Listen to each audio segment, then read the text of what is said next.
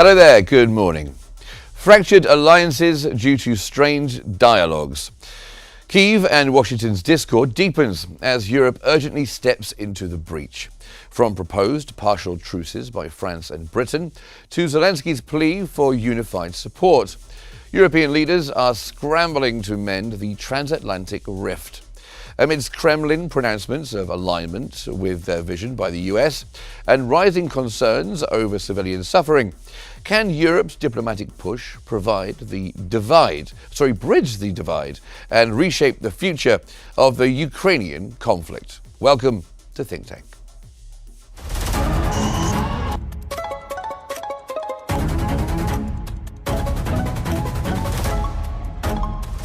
Our world is becoming unhinged.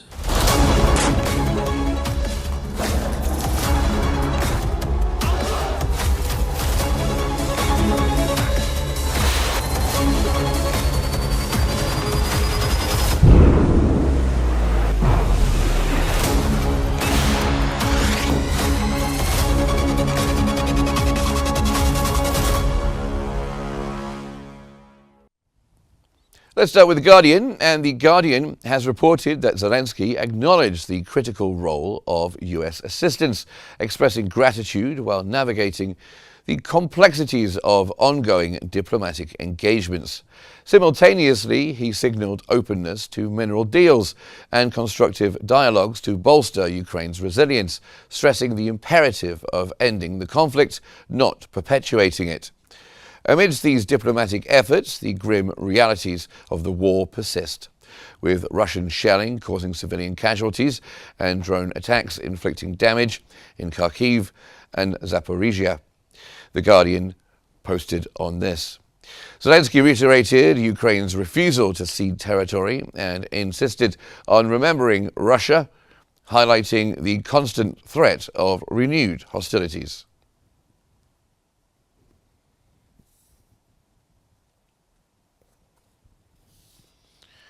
According to the New York Times, the US has suspended all military aid to Ukraine, totaling over $1 billion in arms and ammunition, pending Kyiv's commitment to peace negotiations with Russia.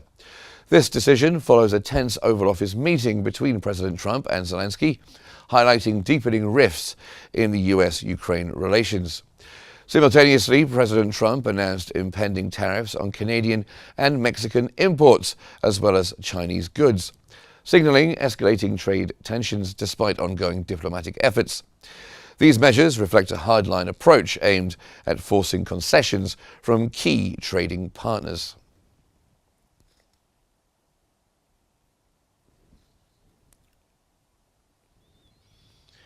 The Independent has reported that the proposed rare earth minerals deal between Ukraine and the US, aimed at securing peace and economic development, has stalled following a heated confrontation between Presidents Trump and Zelensky. The deal involved Ukraine contributing 50% of proceeds from its mineral resources to a joint fund, with the US supporting Ukraine's future economic growth, though without security guarantees. Ukraine holds vast untapped mineral wealth, including lithium, titanium, and scandium, estimated at over $12 trillion. However, more than 50% of these resources are in regions annexed or occupied by Russia, complicating extraction efforts. Key deposits in Luhansk, Donetsk, and Crimea remain inaccessible due to conflict and Russian control. Despite the setback, some officials suggest negotiations could resume if conditions align. While US companies show interest, challenges include regulatory hurdles, geological data access, and ensuring investor security. The path forward remains uncertain, highlighting the complex interplay of politics, economics, and conflict in unlocking Ukraine's mineral potential.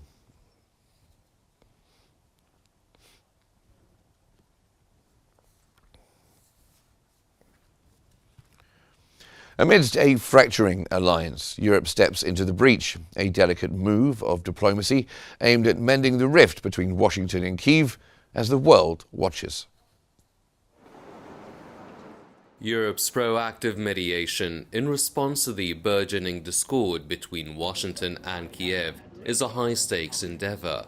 Divergent strategic visions, exemplified by debates over tactical deployments and a disbursement, fuel this rift. Historically, US-Ukrainian relations, though generally supportive, have encountered friction during political transitions and disputes over aid conditionality. European leaders, notably Macron and Starmer, are leveraging their geographical proximity and economic influence to forge a unified Western front. Proposals for localized ceasefires and joint peace initiatives reflect this strategy.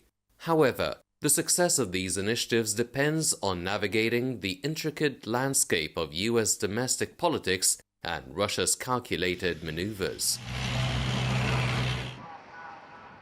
The Kremlin, while acknowledging shifts in US rhetoric, remains wary of genuine Western cohesion. European influence is constrained by its reliance on US military support and the inherent challenges of harmonizing diverse national interests within the EU. The human cost of this strategic divergence is profound. Disruptions in aid delivery and the prolongation of hostilities, as highlighted by humanitarian reports, exacerbates the suffering of civilians in conflict zones. A cohesive Western approach is imperative to mitigate this suffering. The core challenge lies in reconciling differing strategic perceptions. European leverage hinges on its ability to present credible alternatives and demonstrate unwavering unity. The Kremlin, as evidenced by its strategic messaging, will exploit any perceived divisions. Europe's mediation represents a critical attempt to preserve Western unity and mitigate the humanitarian fallout. Success requires addressing the root causes of the US-Ukraine divide, showcasing a unified front and prioritizing civilian protection. Now, joining us from Paris is Mr. Meher Nicolas Fursley, who is the chair of the EU ASEAN Centre and director of the Washington Forum on Geoeconomics. Also from Washington, Mr. Peter Roff, who's the contributing editor at Newsweek. Welcome to you both. Thanks for being here with us at Qnews. I'll start with you, Mr. Fursley. Mr. Fursley, could you tell us, I hope you can hear us, Mr. Fursley, given Europe's mediation, can Europe bridge this widening gap between Washington and Kyiv? Delighted to join you today on Qnews. The short answer is no, because a lot of what we heard in the past 5 days is fiction. So if you listen to Keir Starmer in London and Emmanuel Macron in Paris and Ursula von der Leyen in Brussels, it's all nice and beautiful, and they want to bridge the gap between two parties, one being America, the other is Kiev. So it is fiction on multiple planes. First, Kiev and Washington, D.C. are not equal at all. So it's not like there are two parties and there's a third one, which is neutral, which would be Europe in that story, bridging the gap. But there's a second, deeper fiction, I think, which is very dangerous, in my opinion, is that Europe is not at all trying to bridge the gap between America and Ukraine. Europe is on the same wavelength as Ukraine. So here, the neutrality of Europe is a complete fiction. Europe is actually encouraging the Ukrainians to be harder in their confrontation of Russia. Europe wants to send more weapons to Ukraine to continue the war against Russia. So they're not at all trying to bridge the gap. They're trying to make things worse. And I think President Trump understands that. And he's really annoyed at what the Europeans are doing, because quite frankly, the Europeans pretend to work for peace, but in reality, they have that neoconservative worldview. And how do you know that they have that George Bush, Dick Cheney, warmongering worldview? Well, the choice of words, 2 days ago they met in London, and guess what? They came up with a term which is really fascinating, which Macron and Starmer called the coalition of the willing. Now, if you're old enough to remember, the coalition of the willing was exactly the expression used by right-wing Republican warmongers 22 years ago when they wanted to invade Iraq illegally, and the UN did not give them a mandate to invade Iraq. So they invented a propaganda story, and George Bush and Dick Cheney and Tony Blair, they said, we are the coalition of the willing. So it's really crazy that, fast forward today, in London, Paris, and Brussels, we are hearing the same kind of right-wing warmongering rhetorics. Well, it's an interesting way of putting it, with it being, it could be just a phrase. Let me put that to you, Mr. Roth. The Europeans are a bunch of warmongering neocons. Is this true? Not since, I don't know, the first part of the last century. I don't really find the Europeans to be terribly aggressive or martial in their approach to foreign policy and security policy. I think we've had, since the end of World War II, a period of relative peace and security that I don't know that hasn't been seen since maybe after the period after the Congress of Vienna. I just think that's, sorry to say this, I think it's just a little bit hyperbolic. Yeah, I'm going to come back to you on that, Mr. Fursley. Hyperbolic, Mr. Roth says, is it not the case that what Keir Starmer means by the coalition of the willing and President Macron is it's a coalition of the willing who are willing to defend Ukraine and also, when there is some kind of ceasefire or peace deal, be the ones to secure that peace? Well, on the face of it, and that's how they called their summit in London 2 days ago, right? The Summit for Peace or the Peace Summit. But it's a very Orwellian. Why is it a very Orwellian, quasi-totalitarian expression? Because if you long for peace, you don't triple the amount of ammunitions and weapons which you send to one of the warring parties. So once again, why am I using that Bush-Cheney parallel? Because of ideologies, because ideas are more important than facts. Let me just interrupt you there. Bush and Cheney and Blair invaded Iraq. In this case, Russia invaded Ukraine. It's not quite the same, is it? You are absolutely right. But this is the optical illusion. So basically, being invaded or invading, etc. So all these are false pretexts. Ukraine itself, you could say, is a false pretext. And Iraq itself was also a false pretext, because these people who came to the Middle East 23 years ago didn't care about Iraq. And those who are sending weapons to make the Ukraine-Russia war last longer don't really care about Ukraine. So they have grander ambitions. Okay. And this is where I disagree with my colleague. So you don't need to go to Vienna in the 19th century and speak about spheres of influence to have grander ambitions. But the problem is the grander ambitions of Britain and Europe are very different from Trump's. So the new government in Washington, D.C., they view the world completely differently. And I think that's why the Europeans and the Brits are in shock. Because to make a long story short, the ones in Washington, D.C., the Trump White House, they are extreme neo-realists.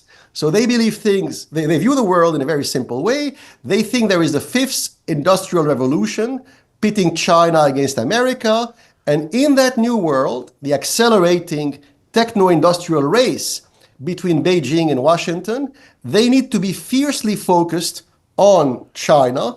And all the rest is pretty much a distraction. They believe that Russia is no longer a superpower. They believe that Russia is a pivot nation. And that pivot nation could be useful to America in that race against the Chinese, because they want to ensure Russia's neutrality. And I think it's very smart of them. And they don't care about what happens in Moldova or Lithuania. Okay. In London and Paris, their worldview is completely different. Okay, well, let me just bring Mr. Roth back in, and let's talk a little bit about Moscow. The words that have been coming out of Moscow over the past few days, they've been saying that Washington and Moscow are aligned. Their views and their ideas about what to do about Ukraine, their ideas are aligned. Is this a Kremlin narrative, or is it actually a reality in Trump's White House? I think that's a two-sided answer. And if we're talking about Donald Trump and Vladimir Putin are aligned on the idea that Putin gets to put the Soviet Union back together, restore the Commonwealth of Independent States, no, not aligned at all. If the thinking is the war needs to come to an end, and Putin holds, as Trump implied in his conversation with President Zelensky in the Oval Office, that Putin is the one that holds all the cards, then yes, I think they are aligned. Putin does hold the cards. Zelensky doesn't. Zelensky is the struggle of the Ukrainian people, and I'm for anybody who wants to kick Russian ass. I am an unreconstructed Cold Warrior. I don't like the Russians. I don't trust the Russians. But Ukraine is not exactly a Western-style pluralistic rule of law democracy. It's a kleptocracy. And it's been problematic for decades. The spirit of the Orange Revolution was crushed by the oligarchs. And the Ukrainian people, nonetheless, have done a heroic job defending their homeland against this unwarranted, unfair, unimpeachably horrible Russian invasion. Okay, and they deserve the admiration of the world for that. To be able to do that, they have had assistance from Western democratic states. But Western democratic states that understand nonetheless that the longer this war goes on, the more likely it is that the Russians will acquire more and more territory. The person who can stop this war is Vladimir Putin, because the only thing Zelensky can do is surrender. That's the only thing he can do to stop the war. Okay, and Mr. Fursley, Putin can turn it off like flipping a switch. And so do you think that is a likely outcome, Mr. Fursley? Do you think, what's going to happen first? Putin will stop the war, or So crudely and brutally, and you may say in a neo-realist way, I think Zelensky or whoever governs Ukraine will have to surrender. But I don't want to sound too cynical here. Why am I saying that? I think the Trump White House is not aligned with Moscow, and here I would agree with Dr. Rolf. There's no alignment, and if you read some of the experts' views in Germany, France, Britain, they accuse Trump of being allied or aligned with the Russians. Nothing could be further from the truth. But the Trump White House is made of cold neo-realists.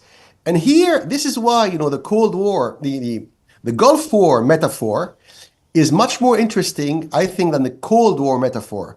Why? Because, who are the most senior advisors to President Trump on this issue of Ukraine and Russia? You have you have the new National Security Advisor. Who is he? Michael Waltz.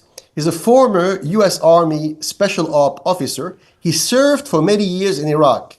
You have the new head of national intelligence, including the CIA, and that's very important. And her name is Tulsi Gabbard. She also served in the U.S. Army for many years in Iraq. She's also a big fan of Russia, though, isn't she? No. And then the third guy, General Keith Kellogg, who's Trump's special envoy to Moscow in Kiev. is also a former US Army Iraq War veteran. So these guys really hate the neoconservative worldview. They are neo-realists to the core. Why am I saying that? They don't view Russia as a threat. So they don't think in terms of should we be aligned with Moscow or should Moscow be aligned with Washington. They couldn't care less about these alignments because once again, they view Russia as a mid-size pivot nation, and they think it's interesting to have Russia neutral or on their side in that new great game against China, and that's it. If they have to sacrifice Ukraine or Lithuania or Moldova, they couldn't care less. So they're very cold-blooded, and they dislike profoundly all that neoconservative, warmongering propaganda coming from Europe at the moment. Okay, well, Peter Roth, as someone, as you mentioned, you're not a fan of Russia. What do you make of the Trump administration's people like Mike Waltz and also Tulsi Gabbard? These people seem to be quite pro-Russia, unlike what Mr. Fursley said as just not really caring about Russia. They are Trump's advisors, but anyone who thinks that Donald Trump blindly follows the dictates of the people that he's hired to work for him doesn't know or understand Donald Trump. Okay. Like it or not, for right or for wrong, Trump believes that this crisis ends because he negotiates an end to the war with Putin, because he is the only world leader with enough stature and enough power economically and militarily to back it up, to sit across the table from Putin and find a deal. If Macron and Starmer and the new German chancellor and the other leaders of Western Europe want to try, hey, have at it. That's great. But, these are people who are afraid that Putin's going to shut off their natural gas in the winter. All their people are going to freeze. And these are the people who balk at paying the committed amounts to NATO that has Trump's backup. Because, in their world, NATO is more important to the United States than it is to certain countries in Europe. And Trump's saying, no, it has to be as important to you as it is to us. And you can express that by spending on NATO what you committed to spend and not leaving it to the United States to shoulder that deal. And while we're talking about all of that, I can look at Putin and I can get a deal. And Zelensky came into the White House last Friday, badly advised, I believe, by other Americans to pressure Trump into committing to winning the war on Zelensky's terms. And that's just not going to happen. Okay. Well, I just want to bring. There is no real world answer where that occurs, because that only happens with U.S. troops on the ground in Ukraine. Okay. I just want to bring Mr. Okay, I'll just bring Mr. Fursley in, and we've got 30 seconds left. I just want to ask you, if the U.S. decides not to give aid to Ukraine and Europe decides to go it alone, is that possible? 30 seconds. The short answer is no, it's impossible. And I agree with everything Dr. Roth just said. It's impossible for a material reason. The military budget of America is more than 3 times more than all NATO countries combined. A ratio of 1 to 3. That figure says it all. Great. Thank you very much to both of you for joining me here on Think Tank. We have Nicolas Fursley, the chair of the EU ASEAN Centre, and Peter Roth, the contributing editor at Newsweek. Thank you both for being here on the programme. So as Europe strives to mend a fractured alliance, the future of Ukraine hangs in the balance, a testament to the delicate shift of global power stances. Thanks for being here with us today on Think Tank. Thanks for watching, and stay tuned for more updates on Q News. Have a good day.